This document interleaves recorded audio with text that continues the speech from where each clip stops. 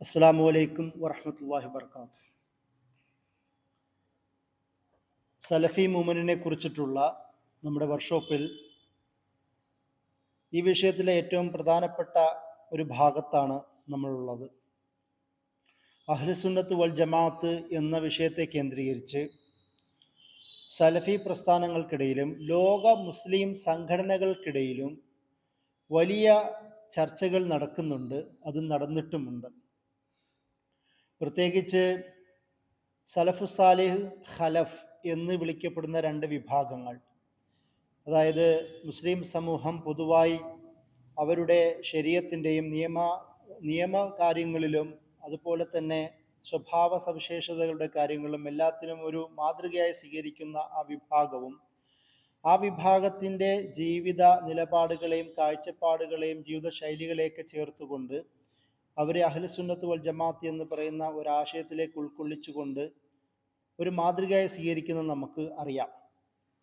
ഈ ഒരു വിഷയം പിൽക്കാലത്ത് രൂപപ്പെട്ട എല്ലാ മുസ്ലിം വിഭാഗങ്ങളും, അത് തിയോളജിക്കലായ വിഭാഗങ്ങളാവട്ടെ, അല്ലെങ്കിൽ ആത്മീയ സൂഫി ധാരകളാവട്ടെ, അതുപോലെ തന്നെ രാഷ്ട്രീയ പ്രസ്ഥാനങ്ങൾ, അത് ഇഖ്വാനു സഫ അടക്കമുള്ള അല്ലെങ്കിൽ അഹ്ലുസുഫ പോലുള്ള വിഭാഗങ്ങളും ഇഖ്വാനു സഫ അടക്കമുള്ള ഇൻ്റലക്ച്വൽ ഗ്രൂപ്പുകളും, പിന്നീട് അബ്ബാസി കാലഘട്ടത്തിൽ രൂപപ്പെട്ട മുഅ്തസിലി, അശ്അരി, മാതുരീദി വിഭാഗങ്ങൾ അടക്കം എല്ലാവരും ഈ അഹ്ലുസുന്നത്ത് വൽ ജമാഅത്ത് എന്ന് പറയുന്ന ഒരു വാദത്തെ, അല്ലെങ്കിൽ ഞങ്ങളാണ് ആ വിഭാഗം എന്ന് പറഞ്ഞ് അവകാശപ്പെടുന്നത് നമുക്ക് ചരിത്രത്തിൽ കാണാം. അതിൻ്റെ കൂടെ തന്നെ മുസ്ലിം സമൂഹത്തിൽ രൂപപ്പെട്ട വിവിധ ചേരികളും തങ്ങൾ തന്നെയാണ് അഹ്ലുസുന്നത്ത് വൽ ജമാഅത്ത് എന്നും അവകാശപ്പെട്ടത് നമുക്ക് ചരിത്രത്തിൽ കാണാം. ഈ ഒരു വിഷയത്തിൻ്റെ അടിസ്ഥാനത്തിൽ പിന്നീട് മുസ്ലിം സമൂഹത്തിൻ്റെ ഒരു വികാസക്ഷമത ഉണ്ടാവുകയും അതിൻ്റെ അടിസ്ഥാനത്തിൽ രൂപപ്പെട്ട വിവിധ ചിന്താധാരകളും മെത്തഡോളജി അടിസ്ഥാനത്തിൽ രൂപപ്പെട്ട ചിന്താ പ്രസ്ഥാനങ്ങളും നമുക്ക് നമ്മുടെ മുമ്പിലുണ്ട്. അതിലേറ്റവും സവിശേഷത അർഹിക്കുന്നതാണല്ലോ സലഫി മൂവ്മെൻ്റ് എന്ന് വിളിക്കപ്പെടുന്ന ഈ വിഭാഗങ്ങൾ. അവരുടെ കാഴ്ചപ്പാടിൽ അഹ്ലുസുന്നത്ത് വൽ ജമാഅത്ത് എന്ന വിഷയത്തെ കേന്ദ്രീകരിച്ചാണ് നമ്മൾ ഇപ്പോൾ ക്ലാസ് നടത്തുന്നത്. അതിനു മുമ്പ് അഹ്ലുസുന്നത്ത് വൽ ജമാഅത്ത് എങ്ങനെയാണ് ഇസ്ലാമിക് സ്റ്റഡീസിൽ, ഇസ്ലാമിക വൈജ്ഞാനിക വ്യവഹാരങ്ങളിലും മുസ്ലിം വിഭാഗങ്ങളുടെ അവരുടെ അഭിപ്രായ രൂപീകരണത്തിലും അത് വലിയൊരു ഭാഗമായി മാറിയത് എന്നതിനെക്കുറിച്ച് ഒരു ആമുഖം നമുക്ക് അനിവാര്യമായി വരുന്നു. അഹ്ലുസുന്നത്ത് വൽ ജമാഅത്ത് എന്ന് പറയുന്നത്, അത് സുന്നത്ത് ജമാഅത്ത് എന്ന് പറയുന്ന രണ്ട് പദപ്രയോഗങ്ങളെ കേന്ദ്രീകരിച്ചിട്ടുള്ളതാണെന്ന് നമുക്കറിയാം. അതിൽ സുന്നത്ത് എന്ന് പറയുമ്പോൾ നബി സല്ലല്ലാഹു അലൈഹി വസല്ലമയുടെ ജീവിതവുമായും അത് ഖുർആനുമായും കണക്ട് കൊണ്ട് അത് ജീവിതത്തിൽ അതേപടി നടപ്പിലാക്കണമെന്ന് പറയുന്ന ഒരു ആശയവും, അൽ ജമാഅത്ത് എന്ന് പറയുന്നത് മുസ്ലിം സമൂഹത്തിൽ അന്ന് നിലനിന്നിരുന്ന ആ ഒരു ഐക്യബോധത്തിനെയും കൂടെ ചേർത്ത് കൊണ്ടിട്ടാണ് അഹ്ലുസുന്നത്ത് വൽ ജമാഅത്ത് എന്ന് പറയുന്ന ആ ഒരു ആശയം രൂപപ്പെടുന്നത് തന്നെ. അപ്പോൾ ഇതിൻ്റെ അടിസ്ഥാനത്തിൽ തന്നെ നമുക്ക് നിരവധി ആയത്തുകളും ഹദീസുകളും ഈ വിഷയത്തിൽ നമുക്ക് കാണുവാൻ കഴിയും. സല്ലല്ലാഹു അലൈഹി വസല്ലമ പലതവണ ഇതുമായി ബന്ധപ്പെട്ടുള്ള ഒരുപാട് നിർദ്ദേശങ്ങൾ തരുന്നുണ്ട്. അതായത്, നിങ്ങൾക്കിടയിൽ ഞാൻ എൻ്റെ രണ്ട് കാര്യങ്ങളാണ് ഉപേക്ഷിച്ച് പോകുന്നത്. അത് ഒന്ന് ഖുർആനുമാണ്, ഒന്ന് സുന്നത്തുമാണ്. അതിനെ നിങ്ങൾ മുറുകെ പിടിക്കണമെന്ന് പറയുന്ന ഹദീസ് നമുക്ക് കാണാം.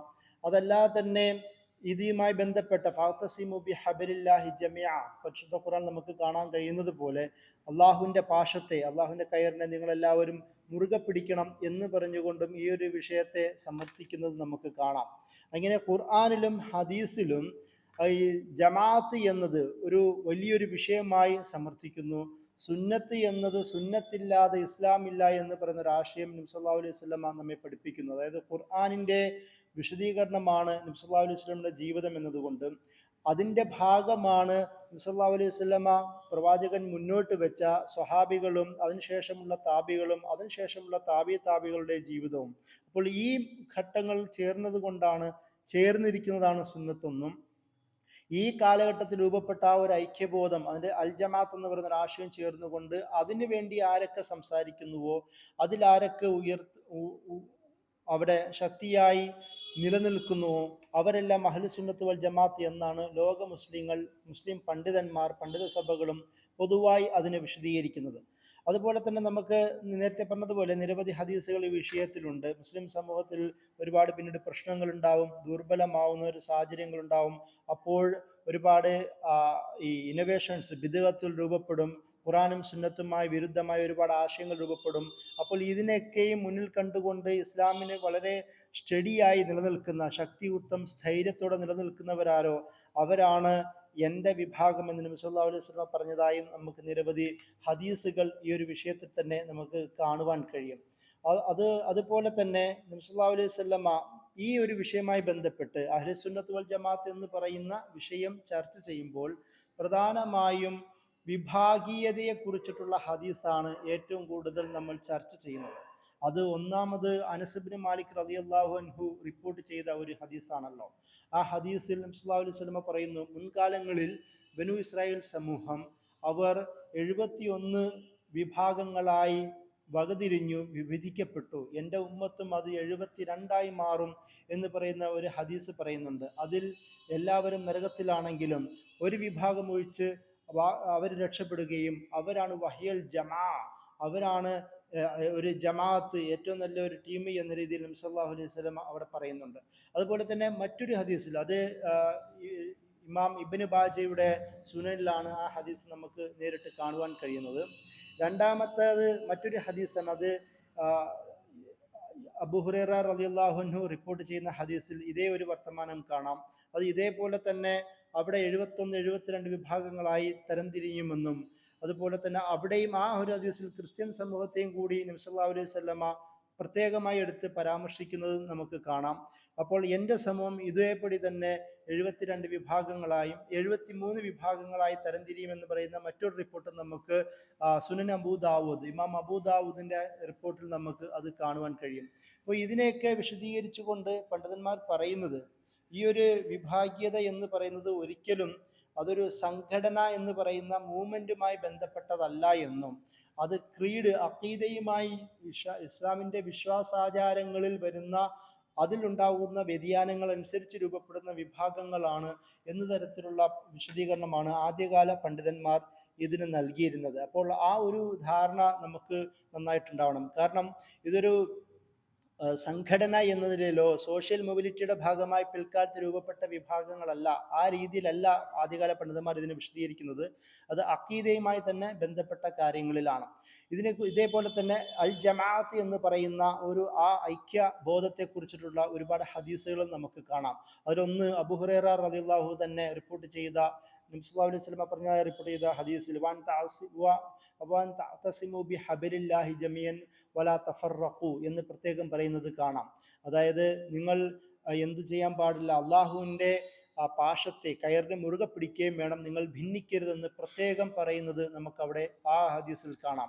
അതുപോലെ തന്നെ മറ്റൊരു ഹദീസിൽ സെയ്ദ് ബിൻ സാബിത്ത് റളിയല്ലാഹു അൻഹു റിപ്പോർട്ട് ചെയ്തൊരു ഹദീസിൽ ഈ അൽ ജമാഅത്തിനെ കുറിച്ച്, ഈ ഒരു സംഘാടനത്തെക്കുറിച്ചും ലുസൂമുൽ ജമാഅത്തിൻ്റെ അനിവാര്യത എന്നതിനെക്കുറിച്ച് നബി സല്ലല്ലാഹു അലൈഹി വസല്ലം പ്രത്യേകം എടുത്ത് പറയുന്നത് നമുക്ക് കാണാം. അതുപോലെ തന്നെ ഉമർ റളിയല്ലാഹു അൻഹു റിപ്പോർട്ട് ചെയ്ത ഹദീസിൽ നബി സല്ലല്ലാഹു അലൈഹി വസല്ലം പറയുന്നുണ്ട്, അലൈക്കും ബിൽ ജമാ വ ഇയ്യാക്കും വൽ ഫിർഖ, നിങ്ങൾ സംഘബോധം എന്ന് പറയുന്നത് നിങ്ങൾക്ക് അനിവാര്യമാകുന്നു, വ ഇയ്യാക്കും വൽ ഫിർഖ, ഈ വിഭാഗ്യതയിൽ നിങ്ങൾ പരമാവധി സൂക്ഷിക്കണം എന്ന് പറയുന്ന ഒരു റിപ്പോർട്ടും നമുക്ക് അവിടെ കാണുവാൻ പറ്റും.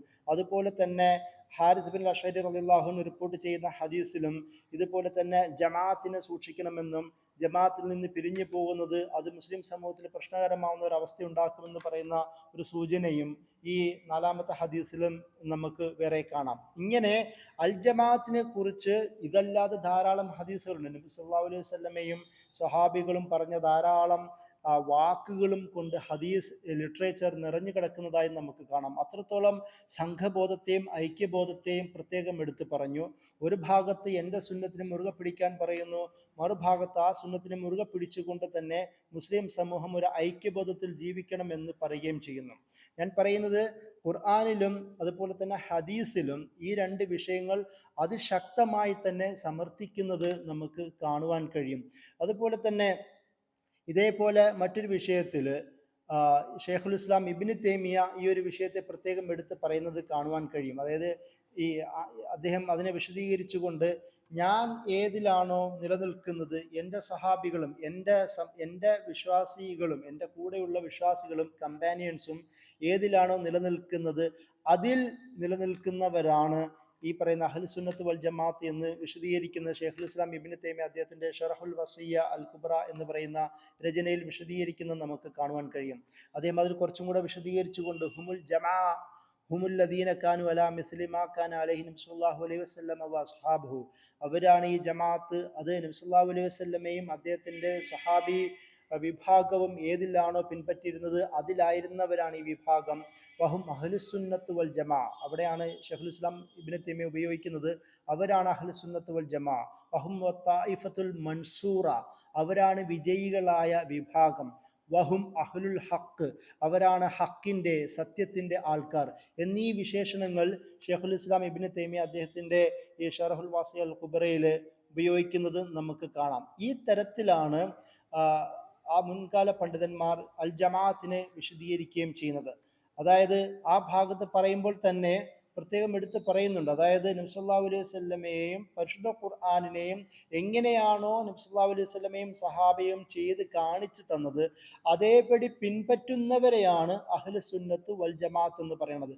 ഞാൻ പറയുന്നത് ഈ ഒരു വിശദീകരണങ്ങളിൽ ആരും, അതായത് ലോകത്ത് രൂപപ്പെട്ട ഒരു സംഘടനകളോ ഒരു വിഭാഗങ്ങളോ ആർക്കും അഭിപ്രായ വ്യത്യാസമില്ല. അഹ്ലുസുന്നത്ത് വൽ ജമാഅത്ത് എന്ന് പറയുന്നത് ആദ്യകാല സമൂഹത്തെ പിൻപറ്റുക ആണ് എന്നതാണ്. പക്ഷേ നമ്മൾ സലഫ് സാലിഹീങ്ങളുടെ വിഷയത്തിൽ സംസാരിച്ചതുപോലെ ഇപ്പോൾ ഷിയാക്കൾ ഈ വിഷയം സംസാരിക്കുമ്പോൾ അവിടെ സെലക്റ്റീവായ സഹാബികളോടുള്ള നിലപാടുകൾ അവർ വ്യക്തമാക്കുന്നത് കാണാം.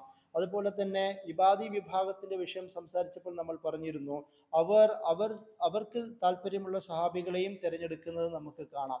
എങ്ങനെയാണെങ്കിലും ഈ ഒരു ആശയം മുസ്ലിം സമൂഹത്തിലെ വിവിധ വിഭാഗങ്ങൾക്കിടയിലും പിൽക്കാലത്ത് രൂപപ്പെട്ട സെക്റ്റുകൾക്കിടയിലും അത് സജീവമായിരുന്നു എന്നതാണ്.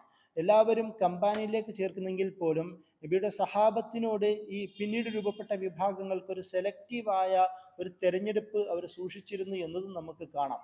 അപ്പോൾ ആദ്യകാല പണ്ഡിതന്മാർ ഇതിനെ വിശദീകരിച്ചുകൊണ്ട് പറയുന്നുണ്ട്. ഇമാം നബവി പറയുന്നത്, ഇമാം ബുഖാരിനെ റിപ്പോർട്ട് ചെയ്തുകൊണ്ട്, ആരാണ് ഈ അഹ്ലുസുന്നത്ത് വൽ ജമാഅത്ത്? ഇമാം നബവി പറയുന്നത് അത് ഹും വഹാദി ത്വായിഫത്ത്, അദ്ദേഹം പറയുന്നത് ഹും അഹ്ലുൽ ഇൽമ്. ഇമാം നബവി ഇമാം ബുഖാരിനെ റിപ്പോർട്ട് ചെയ്ത് പറയുന്നുണ്ട്, അത് വിജ്ഞാനത്തിന്റെ ആൾക്കാരാണ്, പണ്ഡിതന്മാരെയാണ് അഹ്ലുസുന്നത്ത് വൽ ജമാഅത്ത് എന്ന് ഇമാം നബവി അവിടെ വിശദീകരിക്കുന്നത്. അതേസമയം തന്നെ ഹംബലി മദ്ഹബിൻ ഇമാമായ ഇമാം അഹ്മദ് ബിൻ ഹംബൽ അത് വിശദീകരിക്കുന്നത്, ഹദീസിന്റെ പാണ്ഡിത്യം ആരുടെ കയ്യിലാണോ അവരാണുള്ളത്, അതല്ലാത്തവരെ എനിക്കറിയില്ല. ഇത് ഹദീസുമായി ബന്ധപ്പെട്ട, അതായത് നബി സല്ലല്ലാഹു അലൈഹി വസല്ലമയുടെ ജീവിതത്തെ ഏറ്റുപിടിക്കുകയും അത് വൈജ്ഞാനിക അടിത്തറയാക്കി മാറ്റിയവരെയും കുറിച്ചിട്ടാണ് അഹ്ലുസുന്നത്ത് വൽ ജമാഅത്ത് എന്ന് വിശദീകരിക്കുന്നതായിട്ട് അദ്ദേഹത്തിന്റെ റിപ്പോർട്ട് നമുക്ക് കാണാം.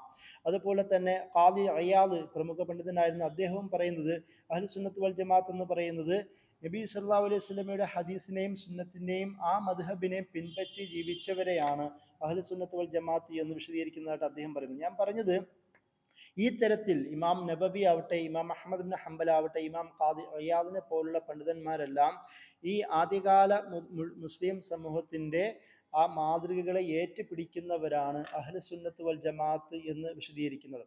ഇതിൻ്റെ കൂടെ മറ്റൊരു കാര്യം കൂടി നമ്മൾ അറിയേണ്ടതുണ്ട്. ഈ പദപ്രയോഗം പിൽക്കാലത്ത് രൂപപ്പെട്ടതല്ല, അത് നബി സല്ലല്ലാഹു അലൈഹി വസല്ലമയുടെ ആ സമൂഹത്തിൽ തന്നെ രൂപപ്പെട്ടതായിട്ട് നമുക്ക് റിപ്പോർട്ടുകളിൽ കാണാം. ഇത് ആദ്യമായി ഉപയോഗിക്കുന്നത് അബ്ദുല്ലാഹിബിൻ അബ്ബാസ് റളിയല്ലാഹു അൻഹു ആണ്. അദ്ദേഹത്തിൻ്റെ ഈ ചർച്ചകളിൽ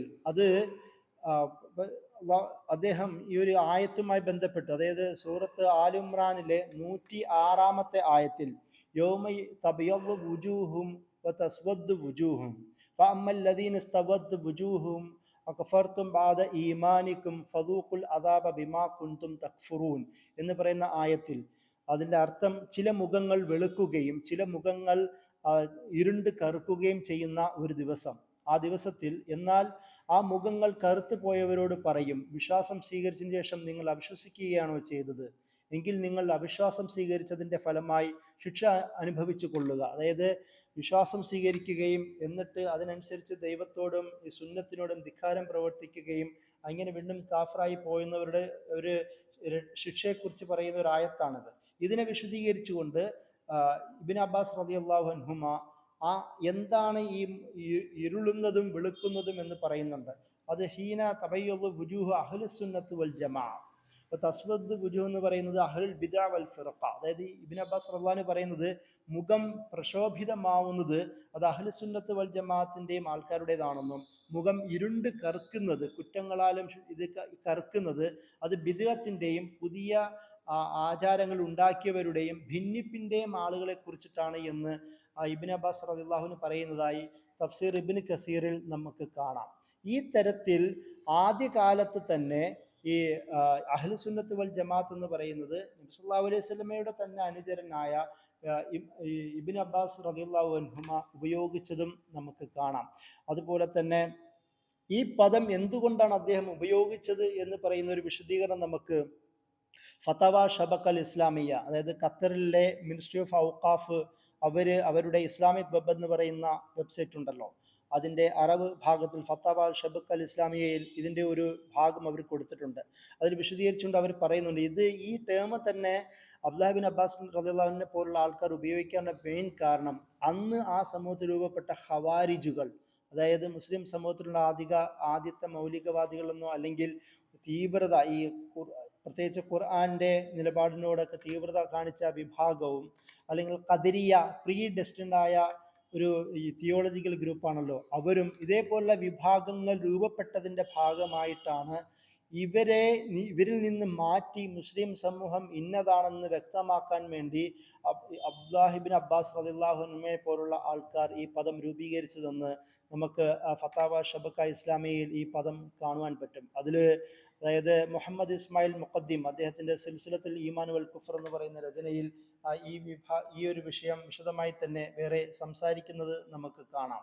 അപ്പോൾ ഈ പദം തന്നെ ഞാൻ നേരത്തെ പറഞ്ഞതുപോലെ ഈ പദം രൂപപ്പെട്ടത് സ്വഹാബികളുടെ കാലത്ത് തന്നെയാണെന്നും നബി സല്ലല്ലാഹു അലൈഹി വസല്ലമയുടെ വിയോഗത്തിന് ശേഷം മുസ്ലിം സമൂഹത്തിൽ രൂപപ്പെട്ട ആ വിഘടനത്തെ, അൽ ജമാഅത്തിനെ ബാധിച്ച പ്രശ്നത്തെ അവർ അവലോകനം ചെയ്യുകയും അതിൻ്റെ ഭാഗമായിട്ടാണ് ഇവരെ മാറ്റിക്കൊണ്ടിട്ടാണ് അഹ്ലുസുന്നത്ത് വൽ ജമാഅത്ത് നിലനിൽക്കേണ്ടതെന്ന് അവർ വിശദീകരിക്കുന്നത് നമുക്ക് കാണാം. ഞാൻ ഈ കാണിച്ചിരിക്കുന്നതെല്ലാം ആദ്യകാല പണ്ഡിതന്മാർ എങ്ങനെയായിരുന്നു അഹ്ലുസുന്നത്ത് വൽ ജമാഅത്തിനെ കണ്ടിരുന്നത് എന്ന് കാണിക്കാൻ വേണ്ടിയിട്ടാണ്. നബി സല്ലല്ലാഹു അലൈഹി വസല്ലമയുടെ ജീവിതത്തെ അതേപടി പിൻപറ്റുകയും ഒരു തരത്തിലുള്ള ഇന്നോവേഷൻസും ഡിവിഷൻസും മതത്തിലോ ജനസമൂഹത്തിലോ ഉണ്ടാവാൻ പാടില്ല എന്ന് കരുതുകയും ചെയ്ത വിശ്വാസ സമൂഹത്തെയും സ്വഹാബികളെയും താബികളുടെയും അവരുടെ ജീവിതക്രമത്തെയും അതേപടി പിൻപറ്റുന്നതിനെയും അതിൻ്റെ മെത്തഡോളജിക്കുമായിട്ടാണ് അഹ്ലുസുന്നത്ത് വൽ ജമാഅത്ത് എന്ന് പറയുന്ന ഒരു പദാവലി രൂപപ്പെട്ടതെന്ന് മുഹമ്മദ് യൂസ്രി ഇബ്രാഹിം അദ്ദേഹത്തിൻ്റെ താരിഖ് അൽ ഹിദായ കിതാബിൽ വിശദീകരിക്കുന്നത് നമുക്ക് കാണാം.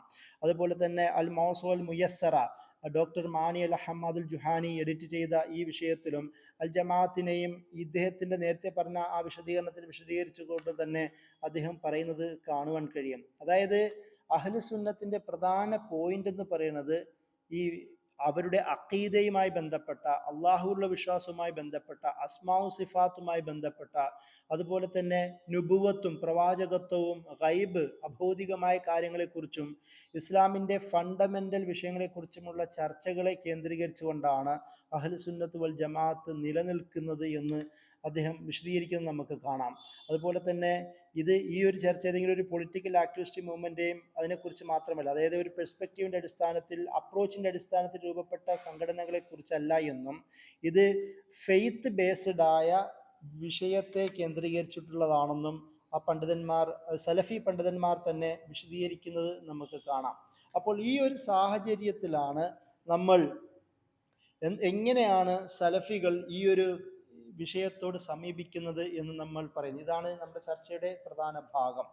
നമുക്കറിയാവുന്നതുപോലെ സലഫു സാലിഹ് എന്ന് പറയുന്ന ആ ഒരു വളരെ വളരെ റൈഷസായ ആ ജനറേഷനെ സ്വീകരിക്കുന്നത് പോലെ തന്നെ ആ ജനതയുടെ ഒരു മെത്തഡോളജി ആയിരുന്നു അഹ്ലുസുന്നത്ത് വൽ ജമാഅത്ത്, അല്ലെങ്കിൽ സുന്നത്തിൻ്റെയും ജമാഅത്തിൻ്റെയും ആൾക്കാരായിരുന്നു അവർ എന്നതുകൊണ്ട് തന്നെ സലഫി വിവിധ ജനവിഭാഗങ്ങൾ, സലഫികളുടെ വിവിധ മൂവ്മെൻറ്റുകൾ, ഇവരുടെ അപ്രോച്ചിൽ അല്ലെങ്കിൽ നിലപാടുകൾ ചില വ്യത്യാസങ്ങൾ ഉണ്ടെങ്കിൽ പോലും ഏകദേശം എല്ലാ സലഫി മൂവ്മെൻറ്റുകളും അവർ സ്വീകരിക്കുന്ന ഒരു നിലപാടാണ് വിജ്ഞാനത്തിൻ്റെ സ്രോതസ്സായി, അതുപോലെ തന്നെ ഒരാളുടെ ഒരു സാമൂഹിക ഏഹ്, ഇടപെടലുകളുടെയും, അത് ആചാരാനുഷ്ഠാനങ്ങളാവട്ടെ അതുപോലെ തന്നെ സാമൂഹ്യ ഇടപെടലുകളാവട്ടെ, എല്ലാത്തിൻ്റെയും സ്രോതസ്സായിട്ട് അവർ സ്വീകരിക്കുന്നത് അഹ്ലുസുന്നത്ത് വൽ ജമാഅത്ത് എന്ന് പറയുന്ന ഒരു ആശയത്തെയാണ്.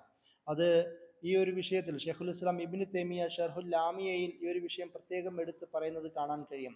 അതായത് ഈ സലഫു സാലിഹ്യങ്ങളുടെ ജീവിതം എന്താണോ അത് തന്നെ ആവണം. അത് ഖുർആനിൻ്റെയും റെവലേഷൻ്റെയും അതുപോലെ തന്നെ ശരീഅത്തിൻ്റെയും അടിസ്ഥാനമായി മാറിയിരിക്കുന്നു. അതുകൊണ്ട് തന്നെ അതും പിൽക്കാലത്തുള്ള എല്ലാവരുടെയും ഒരു തെളിവായും ഒരു മാർഗമായി മാറ്റണമെന്ന് ഷെയ്ഖുൽ ഇസ്ലാം ഇബ്നു തൈമിയ അദ്ദേഹത്തിൻ്റെ ഷർഹുൽ ലാമിയ എന്ന് പറയുന്ന രചനയിൽ വിശദീകരിക്കുന്നത് കാണാം. അപ്പോൾ ഷെയ്ഖുൽ ഇസ്ലാം ഇബ്നു തൈമിയയുടെ ഈ വിശദീകരണം തന്നെയാണ് എല്ലാ സലഫി മൂവ്മെൻറ്റുകളും തങ്ങളുടെ വിശദീകരണമാക്കി മാറ്റിയത്. അതുപോലെ തന്നെ ഒരു സലഫി ഐഡൻറ്റിറ്റിയുടെ പ്രധാന ക്രൈറ്റീരിയനായി, ഒരു കണ്ടീഷനായി ഈ പറയുന്ന അഹ്ലുസുന്നത്ത് വൽ ജമാഅത്ത് മാറിയതെന്ന് നമുക്ക് കാണാം.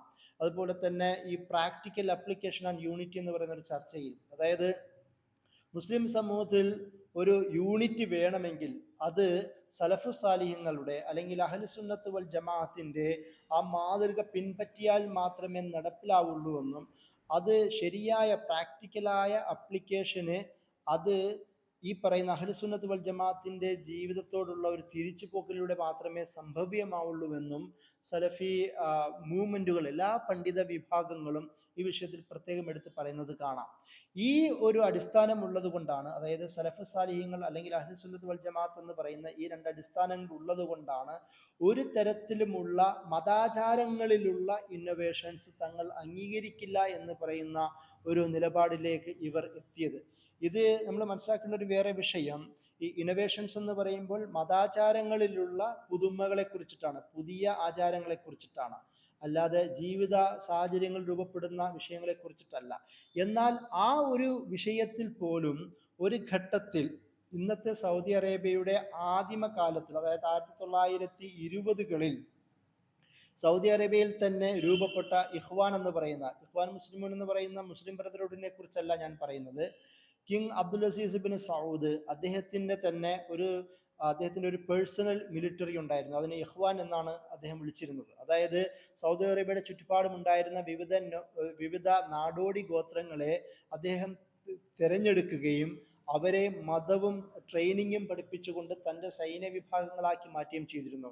പക്ഷേ ഈ ഒരു വിഭാഗം യഥാർത്ഥത്തിൽ കുറച്ച് തീവ്ര നിലപാടിലേക്ക് എത്തുകയും, അതിന് ഒരു ഉദാഹരണമായിരുന്നു കാറ്, അതുപോലെ തന്നെ ടെലഗ്രാം, ഇതുപോലുള്ള കാര്യങ്ങളൊക്കെയും അത് ബിദ്അത്താണ് എന്ന് കണ്ട വിഭാഗങ്ങളായിരുന്നു ഈ ഇഖ്വാനുകൾ. അതായത് കിങ് അബ്ദുൽ അസീസ് ബിൻ സൗദിൻ്റെ സ്വന്തം ആർമി അത് ഇങ്ങനെയുള്ള കാറിനെ പോലെ, അതുപോലെ റെയിൽവേ ട്രാക്ക് പോലെ, അതുപോലെ തന്നെ ടെലഗ്രാഫ് പോലുള്ള കാര്യങ്ങളൊക്കെയും ബിദ്അത്താണ് എന്ന് കണ്ട വിഭാഗമായിരുന്നു. അവസാനം ഈ ഒരു വിഭാഗം അദ്ദേഹത്തിൻ്റെ കൂടെയുള്ള ബ്രിട്ടീഷ് സാന്നിധ്യത്തെ പോലും ശക്തമായി എതിർക്കാൻ തുടങ്ങുകയും ഈ ഒരു വിഭാഗത്തെ King Abdul Aziz bin Saud അദ്ദേഹത്തിൻ്റെ മറ്റ് ഒഫീഷ്യൽ ആർമി ഉപയോഗിച്ചുകൊണ്ട് അടിച്ചൊതുക്കുകയും നാടുകടത്തുകയൊക്കെ ചെയ്യുന്ന ഒരു സാഹചര്യമൊക്കെ ഉണ്ടായിട്ടുണ്ട്. ഞാൻ പറഞ്ഞു വന്നത്, അങ്ങനെ ചില ഡൈവർജന്റ് ഗ്രൂപ്പുകൾ പോലും ഈ സലഫി വിഭാഗങ്ങൾക്കിടയിൽ ഒരു കാലത്ത് രൂപപ്പെട്ടിട്ടുണ്ട് എന്നത് ഒരു അപവാദമാണ്. എന്നാൽ പോലും പൊതുവെ ഇവർ ഈ ഇന്നോവേഷൻസ്, ബിദ്അത്ത് എന്ന് പറയുന്നത് ജീവിത സാഹചര്യങ്ങൾ രൂപപ്പെടുന്ന പുതിയ അനുഭവങ്ങളെ കുറിച്ചിട്ടല്ല, ആചാരാനുഷ്ഠാനങ്ങളുമായി ബന്ധപ്പെട്ട വിഷയത്തിലാണ് ഇന്നോവേഷൻസ് എന്ന് പറയുന്നത്. അതുപോലെ തന്നെ ഈ വാല് മുദല്ലി എന്ന് പറയുന്ന പദപ്രയോഗം നമുക്ക് പരിചയമുള്ളതാണല്ലോ. അതായത് വലാലത്തുമായി ബന്ധപ്പെട്ട, വഴിപിഴച്ചു പോവുക എന്ന പദപ്രയോഗവുമായി ബന്ധപ്പെട്ട രണ്ട് പ്രധാന ടേമുകളാണ് വാല്, മുദല്ല്. ഒന്ന്, വാൽ എന്ന് പറയുന്നത് സ്വന്തമായി പിഴച്ചു പോയവനെന്നും, മുദല്ലെന്ന് പറയുന്നത് മറ്റുള്ളവരെ വഴി പിഴപ്പിക്കുന്നവനെന്നും.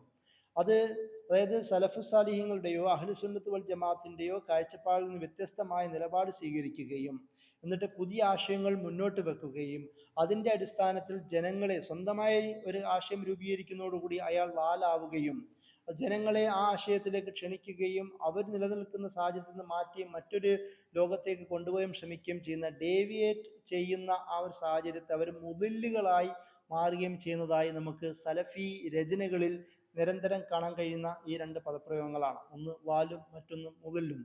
അപ്പോൾ ഇതിൻ്റെ ഒരു പ്രധാന ബേസിക് അവർ കാണുന്നത് സലഫു സാലിഹ്യങ്ങളുടെ വഴിയെ, ജീവിതമാർഗത്തെ ഫോളോ ചെയ്യുക എന്നുള്ളതാണ്. ഇത് നമ്മൾ നേരത്തെ വിശദമായി തന്നെ സംസാരിച്ച ഒരു കാര്യമാണ്. അതിൻ്റെ അടിസ്ഥാനത്തിലാണ് ഈ ഒരു നിലപാട് പോലും അവർ രൂപീകരിക്കുന്നത്. ഇതിൻ്റെ ഭാഗമായി നിരവധി മെത്തേഡുകൾ, രീതിശാസ്ത്രങ്ങൾ അവരുടെ കയ്യിലുണ്ട്. നമ്മൾ നേരത്തെ വിശദീകരിച്ച് പറഞ്ഞതുപോലെ ഖുർആനും സുന്നത്തിനെയും അടിസ്ഥാനത്തിലല്ലാത്ത ഒരു ചിന്തയും ഒരു മെത്തേഡും സലഫി പ്രസ്ഥാനങ്ങൾ സ്വീകരിക്കില്ല. അതുപോലെ തന്നെ ഇവരുടെ പ്രധാന രീതി ഇന്റേണൽ, അതായത് ഈ ഒരു ചർച്ചയിൽ അവരെങ്ങനെയാണ് കൈകാര്യം ചെയ്യുന്നത്, അത് മുസ്ലിം സമൂഹത്തിലുണ്ടാകുന്ന ആരെയാണോ അവർ എതിർക്കുന്നത് അവരുടെ ആർഗ്യുമെന്റുകളുടെ വാദങ്ങൾ എടുക്കുകയും ആ വാദങ്ങൾ തന്നെയുള്ള അവരുടെ നിലപാടില്ലായ്മയെ സ്വീകരിക്കുകയും അതിൽ നിന്ന് ആ പോയിന്റ് എടുത്തുകൊണ്ട് അതിൻ്റെ ഭാഗമായി ശക്തമായ റെഫ്യൂട്ടേഷൻ നടത്തുകയും ചെയ്യുന്ന ഒരു രീതി നമ്മൾ ഇന്ന് കേരളത്തിൽ പോലും അങ്ങനെയുള്ള രീതികൾ കണ്ടിട്ടുണ്ട്. അതായത് ഒരാൾ ഒരു ആർട്ടിക്കിൾ എഴുതുമ്പോൾ ആ ആർട്ടിക്കിളിൽ ഒരുപക്ഷെ സൂക്ഷ്മ വായന നടത്തിക്കൊണ്ട് അവിടുന്ന് ഒരു പിറ്റ്ഫോളുകൾ കണ്ടെത്തിക്കൊണ്ട് അതിൽ നിന്ന് ശക്തമായി തിരിച്ചടിക്കുന്ന ഒരു നിലപാട് കേരളത്തിൽ പോലും നമുക്ക് കാണാം. ഈ തരത്തിൽ, അതായത് അഖീദ എന്ന് പറയുന്ന ഫെയ്ത്ത് ബേസ്ഡ് ആയ ഒരു വിഷയം സംസാരിക്കുമ്പോൾ ഒരു തരത്തിലും വാക്കുകളിൽ പോലും പിഴവ് സംഭവിക്കാൻ പാടില്ല എന്ന് പറയുന്ന ഒരു വാശി നമുക്ക് സലഫി പ്രസ്ഥാനങ്ങളുടെ ഒരു പൊതു രീതിയായി കാണുവാൻ കഴിയും. അതുകൊണ്ട് തന്നെയാണ് ഈ വളരെ ഡെഡിക്കേറ്റഡ് ആയ അഖീദയെ സംരക്ഷിക്കുക എന്ന പേരിൽ, വിശ്വാസാചാരങ്ങളെ സംരക്ഷിക്കുക എന്ന പേരിൽ വളരെ ഡെഡിക്കേറ്റഡ് ആയ റെഫ്യൂട്ടേഷൻ്റെ ഒരു പരമ്പര തന്നെ ഇവരുടെ ഈ രചനകളിലും ഇവരുടെ ആക്ടിവിസത്തിലും നമുക്ക്, ഈ പ്രസ്ഥാനങ്ങളുടെ ആക്ടിവിസത്തിലും നമുക്ക് കാണുവാൻ കഴിയും. അത് ഒരുപാട് രചനകൾ, ഇത് ഈ പറയുന്ന ഡീലിംഗ് ഇപ്പോഴും തുടങ്ങിയതല്ല. അത് കിതാബുൽ ഈമാൻ എന്ന് പറയുന്ന അബി ഒബൈദുൽ ഖാസിം ഇബ്നു സലാം എന്ന് പറയുന്ന പഴയകാല പണ്ഡിതന്റെ രചനയിൽ നമുക്ക് കാണാം. അർ-റദ്ദു അല സനാദിഖ വൽ ജഹമിയ എന്ന് പറയുന്ന ഇമാം അഹ്മദ് ഇബ്നു ഹംബലിന്റെ രചനകൾ. അതായത് ജനാദിക്ക എന്ന് പറയുന്ന ഒരുതരം യുക്തിവാദികളെ കുറിച്ചിട്ടാണ്, നിരീശ്വരവാദികളും. ജഹമിയ എന്ന് പറയുന്നത് പ്രീഡെസ്റ്റിനായ, എല്ലാം ദൈവം അള്ളാഹു തീരുമാനിച്ചു കഴിഞ്ഞു എന്ന് പറയുന്ന ഒരു ആശയം മുന്നിൽ വെച്ചുള്ള ആളാണ് ഈ ജഹം എന്ന് പറയുന്ന പണ്ഡിതൻ. അദ്ദേഹത്തോട് ചേർന്നുകൊണ്ടാണ് ജഹമിയ എന്ന് പറയുന്ന ഒരു ചിന്താ പ്രസ്ഥാനം രൂപപ്പെട്ടത്. അതിനെതിരെയും ജനാദിക്ക എന്ന് പറയുന്ന നിരീശ്വരവാദ പ്രവണതയുള്ള വിഭാഗത്തിനെതിരെ മറുപടി എഴുതിക്കൊണ്ട് ഇമാം അഹ്മദ് ബിൻ ഹംബൽ അദ്ദേഹത്തിന്റെ അബ്ബാസി കാലഘട്ടത്തിൽ തന്നെ മറുപടി എഴുതുന്നുണ്ട്. അതുപോലെ തന്നെ അർ-റദ്ദു അല ജഹമിയ, അർ-റദ്ദു അൽ ബഷർ എന്ന് പറയുന്ന വേറെയും, അതായത് ഉസ്മാൻ ഇബ്നു സഈദ് ദാരിമിയുടെ രചനയും നമുക്ക് കാണാം. ഇതൊക്കെയും ആദ്യകാല സലഫു സാലിഹീങ്ങളുടെ അല്ലെങ്കിൽ സലഫി പ്രസ്ഥാനങ്ങൾ ആത്മീയ ഗുരുക്കളായി സ്വീകരിക്കുന്ന പണ്ഡിതന്മാരുടെ രചനകളാണ്. ഇത് പിൽക്കാലത്ത് എത്രയോ രചനകൾ തന്നെ നമ്മുടെ കേരളത്തിൽ പോലും രൂപപ്പെട്ടിട്ടുണ്ട്. അതുപോലെ ഇവരുടെ മറ്റൊരു മെത്തേഡാണ് പബ്ലിക് ഡിബേറ്റുകൾ നടത്തുക എന്നുള്ളത്. അതായത് പബ്ലിക്കായി തന്നെ ഈ ഒരു വിഷയങ്ങൾ സംസാരിക്കുകയും അത് എതിർവിഭാഗം പറയുന്ന ന്യായവാദങ്ങളെ അതേപടി സ്വീകരിക്കുകയും ആ വാദങ്ങളിൽ ശക്തമായി അവതരിപ്പിച്ചുകൊണ്ട് വാദങ്ങളിലുള്ളിലുള്ള പൊള്ളത്തരത്തെ വിശദമാക്കുക എന്ന രീതിയിലുള്ള ഒരു ആക്ടിവിസവും അവർ ശക്തമായി പബ്ലിക്കലി നടത്തുന്നത് നമുക്ക് കാണുവാൻ കഴിയും. അത് പണ്ട് മുതലേ തന്നെ ഈ സലഫി മൂവ്മെൻറ്റുകളും സലഫി പണ്ഡിതന്മാരും സ്വീകരിക്കുന്ന നിലപാടാണ്. നമ്മുടെ കേരളത്തിൽ പോലും ഇത് തന്നെ നമുക്ക് കാണുവാൻ കഴിയും.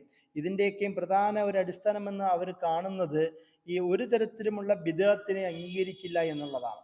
അതിന് അവർ ചെയ്യുന്ന ചില രീതികൾ പബ്ലിക്കായി തന്നെ ഈ മുബത്തദികൾ എന്ന് വിളിക്കുന്ന പുത്തനാശയക്കാർക്കെതിരെയുള്ള ശക്തമായ ഒരു താക്കീതുകൾ പബ്ലിക്കായി പ്രഖ്യാപിക്കുക. അതുപോലെ തന്നെ ഒരു സംഘാടനത്തിലോ ഒരു ഐക്യ മേഖലകളിലോ അവരെ ഉൾക്കൊള്ളിക്കാതിരിക്കുക, അവരെ പുറത്തു കടത്തുക. അത് മാത്രമല്ല, ഇങ്ങനെയുള്ള ആൾക്കാരുടെ പാഠഭാഗങ്ങളെ അല്ലെങ്കിൽ അവരുടെ ഭാഷ്യങ്ങളെ തടയാൻ ശ്രമിക്കുക, അവർക്ക് റെസ്ട്രിക്ഷൻ ഏർപ്പെടുത്താനുള്ള നിലപാടുകൾ സ്വീകരിക്കുക എന്നതും സലഫി പ്രസ്ഥാനങ്ങൾ ഈ ഒരു വിഷയവുമായി ബന്ധപ്പെട്ട് അവരുടെ മെത്തേഡായി സ്വീകരിക്കുന്നത് നമുക്ക് കാണുവാൻ കഴിയും. അതുകൊണ്ട് തന്നെ ഞാൻ നേരത്തെ പറഞ്ഞതുപോലെ ഒരു തരത്തിലുമുള്ള സലഫുകളോട്, അവരുടെ ജീവിതത്തോട് ഒരു തരത്തിലുമുള്ള ബിദ്അത്തുകളെ, ഇന്നോവേഷൻസെ കൂട്ടിച്ചേർക്കുവാൻ അവർ തയ്യാറല്ല. ഇത് നമ്മൾ മനസ്സിലാക്കേണ്ട ഒരു വിഷയം, ഇത് സലഫി പ്രസ്ഥാനങ്ങൾ മാത്രമാണ് അങ്ങനെ ചെയ്യുന്നതെന്നല്ല. അതായത് ഇസ്ലാമിന് വേണ്ടി വാദിക്കുന്ന എല്ലാവരും ഇന്നോവേഷൻസ് എതിരായിട്ട് തന്നെയാണ് പ്രവർത്തിക്കുന്നത്. പോലും ആ ഇന്നോവേഷനോടുള്ള ചില നിലപാടുകൾ വ്യത്യസ്തമായി മാറുന്നു എന്നതാണ് ഇതിൽ നമ്മൾ ശ്രദ്ധിക്കേണ്ട ഒരു കാര്യം. അതുപോലെ തന്നെ എല്ലാ സലഫി പ്രസ്ഥാനങ്ങളും പൊതുവായി ഈ ഒരു മുഖമുണ്ടെങ്കിൽ പോലും ചില ആൾക്കാർ തീവ്രമായ നിലപാടിലേക്ക് എത്തുന്നത് നമുക്ക് കാണാം. അതായത് ഈ ഒരു ഇന്നോവേഷൻസിൻ്റെ സ്വീകരിച്ച ആൾക്കാരെ അത് അവരോടുള്ള തീവ്ര നിലപാടെത്തുകയും അത് ഒരു തരത്തിൽ മുസ്ലിം സമൂഹത്തിൽ നിന്ന് എക്സ്കമ്മ്യൂണിക്കേറ്റ് ചെയ്യുന്ന, അല്ലെങ്കിൽ അവർ തക്ഫീർ എന്ന് പറയുന്ന കുഫറാക്കുന്ന തരത്തിലേക്കുള്ള വായന പോലും, അതുപോലെ തന്നെ ഷിർക്ക് ആണ് എന്ന് പറഞ്ഞ് പദങ്ങൾ ഉപയോഗിക്കുകയും മുഷ്രിക്ക് എന്ന് പറയുന്ന പദാവലി നൽകുകയും ചെയ്യുന്ന ഒരു എക്സ്ട്രീം രീതികളിലേക്ക് പോലും പോകുന്നത് നമുക്ക് കാണാം. അതെല്ലാം മെയിൻ പ്രശ്നം എന്ന് പറയുന്നത് അഖീദയുടെ സംരക്ഷണം ഉറപ്പുവരുത്തുക എന്ന് പറയുന്ന ഒരു വിഷയത്തിൻ്റെ അടിസ്ഥാനത്തിലാണ് ഈ പദപ്രയോഗങ്ങളൊക്കെയും രൂപപ്പെടുന്നത്. അതുകൊണ്ട് തന്നെ മുൻകാല പണ്ഡിതന്മാരും ഇപ്പോഴും സലഫി പ്രസ്ഥാനങ്ങളെ സ്വയം അവർ വിശേഷിപ്പിക്കുന്നത് അവർ അഹ്ലെ ഹദീസിൻ്റെ ആൾക്കാരെന്നാണ്, അല്ലെങ്കിൽ അഹ്ൽ അസാറിൻ്റെ ആൾക്കാരാണ്. ഫിർഖ നാജിയ, അതായത് രക്ഷപ്പെട്ട വിഭാഗമാണ് തങ്ങൾ എന്ന് പറയുന്ന ഒരു വാദം എല്ലാ വിഭാഗങ്ങളും പറയുന്നത് നമുക്ക് കാണാം.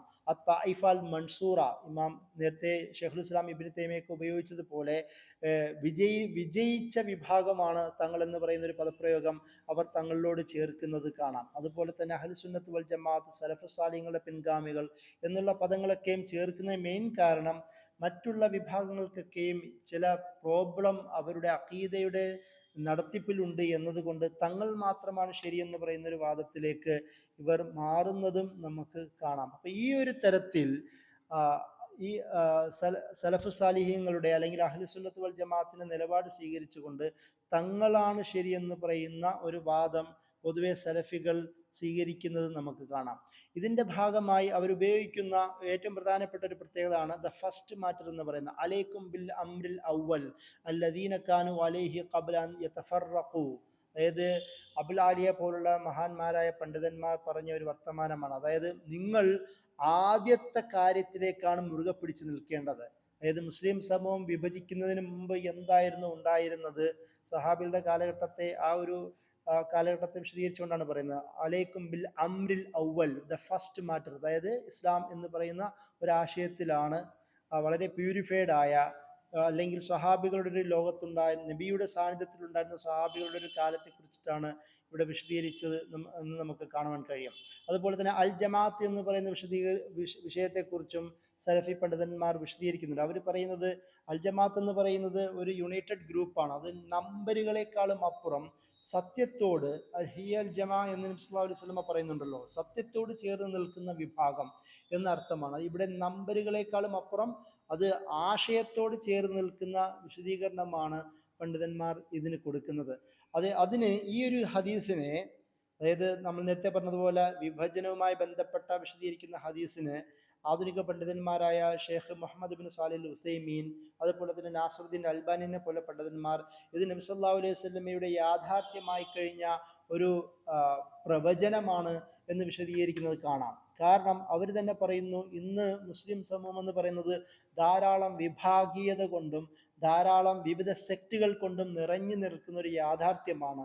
അതുകൊണ്ട് തന്നെ ഇവിടെ സേവ്ഡ് സെക്ട് എന്ന് പറയുന്ന അൽ ഫിർഖ നാജിയ, രക്ഷപ്പെട്ട വിജയിച്ച ആ വിഭാഗത്തിലേക്ക് ആയി മാറാൻ എല്ലാവരും തുനിയണമെന്നും അതിന് സലഫികളുടെ അല്ലെങ്കിൽ സലഫു സാലിഹ്യങ്ങളുടെ അവർ പറയുന്ന തരത്തിലുള്ള ഖുറാനും സുന്നത്തിലേക്കുള്ള ഒരു മടക്കമാണ്, എന്നാൽ മാത്രമേ ഈ ഒരു അൽജമാഅത്തിൽ പെടുകയുള്ളൂ എന്നും നാസറുദ്ദീൻ അൽബാനി അതുപോലെ തന്നെ സാലിഹ് അൽ ഹുസൈമിനെ പോലുള്ള പണ്ഡിതന്മാർ വിശദീകരിക്കുന്നത് കാണാം. ഈ ഒരു ചർച്ചയുടെ ഒരു അവസാനം എന്ന നിലയിൽ അറബ് ലോകത്ത് സലഫി പണ്ഡിതന്മാർക്ക് വിരുദ്ധമായ ഒരു പാരലൽ പണ്ഡിത സഭ രൂപീകരിച്ച വിഭാഗമാണ് മുസ്ലിം ബ്രദർഹുഡ് അല്ലെങ്കിൽ അൽ ഇഖ്വാനുൽ മുസ്ലിമൂൻ. അത് സലഫി വിഭാഗങ്ങൾ ശക്തമായി നിലനിൽക്കുന്ന എവിടെയൊക്കെ ഉണ്ടോ അവർക്കെതിരെ ഒരു ശക്തമായ ഒരു വിരുദ്ധ മുഖം അവർ കാണിക്കുന്നത് കാണാം. സലഫി വിഭാഗങ്ങളുടെ ഭരണകൂടത്തോടുള്ള നിലപാടുകൾ, അതുപോലെ തന്നെ ഈ റെബല്യൻ, റിവോൾട്ടുമായി ബന്ധപ്പെട്ട വിഷയങ്ങൾ, ഇതൊക്കെ നമ്മൾ വരുന്ന ക്ലാസ്സിൽ സംസാരിക്കുന്നതായിരിക്കും. എന്നാൽ പോലും ഇങ്ങനെയുള്ള വിഷയങ്ങളോട് ശക്തമായ ഒരു അഭിപ്രായ വ്യത്യാസം പ്രകടിപ്പിക്കുകയും നവോത്ഥാനം, പരിഷ്കരണം, അതുപോലെ തന്നെ മുന്നേറ്റം, ശാക്തീകരണം തുടങ്ങിയ വിഷയങ്ങളിൽ വ്യത്യസ്തമായ കാഴ്ചപ്പാട് സൂക്ഷിക്കുന്ന ആൾക്കാരാണ് മുസ്ലിം ബ്രദർഹുഡിലെ പണ്ഡിതന്മാർ. അപ്പോൾ ഈ മുസ്ലിം ബ്രദർഹുഡിലെ ഇവരുടെ നിലപാടിൽ നിന്ന് വ്യത്യസ്തമായ നയനിലപാടുകളും രീതികളും മൻഹജും ഉള്ളത് കൊണ്ട് തന്നെ മുസ്ലിം ബ്രദർഹുഡിൻ്റെ പണ്ഡിതന്മാരെ കുറിച്ചും മുസ്ലിം ബ്രദർഹുഡ് എന്ന് പറയുന്ന സംഘടനയെക്കുറിച്ചും സലഫി പ്രസ്ഥാനങ്ങൾക്കിടയിൽ ശക്തമായ അഭിപ്രായ വ്യത്യാസം ഉണ്ട്. അതിൽ ചില പണ്ഡിതന്മാർ, പൊതുവെ ചില ആൾക്കാർ, അതായത് നേരത്തെ പറഞ്ഞതുപോലെ അൽ ഫത്താവ ഷബക് അൽ ഇസ്ലാമിയ എന്ന് പറയുന്ന ഫത്വ, ആ ഒരു വെബ്സൈറ്റിൽ മുസ്ലിം ബ്രദർഹുഡിനെ ഒരു ബ്രോഡർ അഹ്ലുസുന്നത്ത് വൽ ജമാഅത്തിന്റെ അല്ലെങ്കിൽ സുന്നി വിഭാഗത്തിൽ പെട്ടവരാണ് എന്നതുകൊണ്ട് അവരും അഹ്ലുസുന്നത്തിന്റെ വൽ ജമാഅത്തിൽ പെട്ടവരാണെന്ന് പറയുന്ന ചില സലഫി പണ്ഡിതന്മാരെ നമുക്ക് കാണാൻ കഴിയും. എന്നാൽ അതേസമയം തന്നെ ഇതിന് നേരെ വിരുദ്ധമായി ചില പണ്ഡിതന്മാർ, അത് ഇബ്നു ബാസിനെ പോലുള്ള പണ്ഡിതന്മാർ ഇഖ്വാൻ മുസ്ലിമൂനെ ശക്തമായി വിമർശിക്കുന്നത് കാണാൻ കഴിയും. കാരണം ഇഖ്വാൻ മുസ്ലിമൂന്റെ സാമൂഹിക രാഷ്ട്രീയ ഇടപെടലുകളിൽ വിവിധ വിഷയങ്ങളും വ്യത്യസ്തമായ ചർച്ചകളും മുന്നോട്ട് കൊണ്ടുവരുന്നതിനാൽ ഷേഖ് അവിടെ ഉണ്ടായിരുന്ന ഇബ്നു ബാസ് അതിനെ വിശദീകരിക്കുന്നത് ഇവർക്ക് കൂടുതൽ തൗഹീദിനോടൊരു ഫോക്കസ് വേണമെന്നും ഇങ്ങനെയുള്ള മുസ്ലിം സമൂഹത്തിലുള്ള ബിദ്അത്ത്, അതുപോലെ തന്നെ ഖബറാരാധന പോലുള്ള കാര്യങ്ങൾക്കെതിരെ ശക്തമായി സംസാരിക്കാൻ ഇവർ തയ്യാറാവണമെന്നൊക്കെയും ഷേഖ് ഇബ്നു ബാസ് പറയുന്നതായി അദ്ദേഹത്തിന്റെ ഫത്വയിൽ, മജ്മൂൽ ഫത്താവയിൽ നമുക്ക് കാണാം. അതായത് ശക്തമായ ഒരു വിമർശനം അദ്ദേഹം ഇഖ്വാൻ മുസ്ലിമിന് മുന്നിൽ വെക്കുന്നുണ്ട്. അതായത് അവർ അഖീദയിൽ കുറച്ചും കൂടി ശരിയാവേണ്ടതുണ്ട് എന്ന് പറയുന്ന തരത്തിലുള്ള ഒരു അഭിപ്രായമാണ് ഷേഖുൽ ഇസ്ലാം ഇബ്നു തൈമിയ്ക്ക് ഉണ്ടായിരുന്നത്. എന്നാൽ അതേസമയം തന്നെ ഷേഖ് നാസറുദ്ദീൻ അൽബാനി അദ്ദേഹം മുസ്ലിം ബ്രദർഹുഡിനെ കുറച്ചും കൂടി അവലോകനം ചെയ്തത് അദ്ദേഹം പറയുന്നത് മുസ്ലിം ബ്രദർഹുഡ് എന്ന് പറയുന്ന ഒരു ഏകശിലാത്മകമായ ഒരു മോണോലിത്തിക്കായ ഒരു വിഭാഗമല്ല. മുസ്ലിം ബ്രദർഹുഡിൽ വിവിധ സൂഫികളും അശ്വരികളും ചിലപ്പോൾ ഷിയാക്കൾ പോലും മുസ്ലിം ബ്രദർഹുഡിൽ ചേർന്ന് പ്രവർത്തിക്കുന്നത് കാണുവാൻ കഴിയും.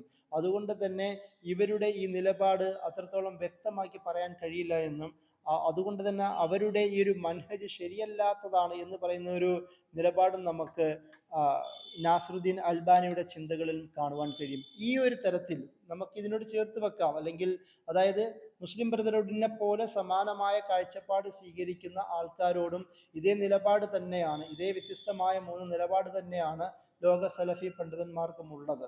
അതായത് ഒരു വിഭാഗം ഇഖ്വാൻ മുസ്ലിമിനെ പോലുള്ള സംഘടനകളെ അത് അഹ്ലുസുന്നത്ത് വൽ ജമാഅത്തിൽ പെടുന്നതാണെന്ന് വിശ്വസിക്കുന്നു. ചില ആൾക്കാർ കുറച്ചും കൂടി ശരിയാവേണ്ടതുണ്ടെന്ന് വിശ്വസിക്കുന്നു. മറ്റു ചില പണ്ഡിതന്മാർ ഇവരുടെ വ്യത്യസ്തമായ ഒരുപാട് മിശ്രിതമായ നിലപാടുകളും ആൾക്കാരും ഉള്ളത് കൊണ്ട് അത് ശരിയായ ഒരു അഹ്ലുസുന്നത്ത് വൽ ജമാഅത്തിന്റെ മാർഗത്തിലല്ല എന്ന് പറയുന്ന ഒരു കാഴ്ചപ്പാട് നമുക്ക് ഈ സലഫി പണ്ഡിതന്മാർ മുന്നോട്ട് വെക്കുന്നതായി നമുക്ക് കാണാം. ഇങ്ങനെ വ്യത്യസ്തമായ രീതിയിലാണ് സുന്നി വിഭാഗത്തിലുള്ള തന്നെ മൂവ്മെന്റുകളെ സലഫി പ്രസ്ഥാനങ്ങൾ കാണുന്നത്. അതേപോലെ സ്വാഭാവികമായും സൂഫികളെയും ഷിയാക്കളെയും അതുപോലെ തന്നെ ഇബാദികളെയും എല്ലാം എന്താണെങ്കിലും അവർ ഈ പറയുന്ന സലഫി പ്രസ്ഥാനങ്ങൾ അഹ്ലുസുന്നത്ത് വൽ ജമാഅത്തിന്റെ പുറത്താണ് വെച്ചിരിക്കുന്നതെന്ന് പ്രത്യേകം പറയേണ്ട ആവശ്യമില്ലല്ലോ. അപ്പോൾ ഈ ഒരു തരത്തിലാണ് അഹ്ലുസുന്നത്ത് വൽ ജമാഅത്ത് എന്ന് പറയുന്ന ഒരു വിഷയത്തെ സലഫി പ്രസ്ഥാനങ്ങൾക്കിടയിൽ വ്യവഹരിക്കപ്പെടുന്നത് എന്ന് പറഞ്ഞുകൊണ്ട് ഞാൻ എൻ്റെ വാക്കുകൾ അവസാനിപ്പിക്കുകയാണ്. അസ്സലാമു അലൈക്കും വറഹ്മത്തുള്ളാഹി.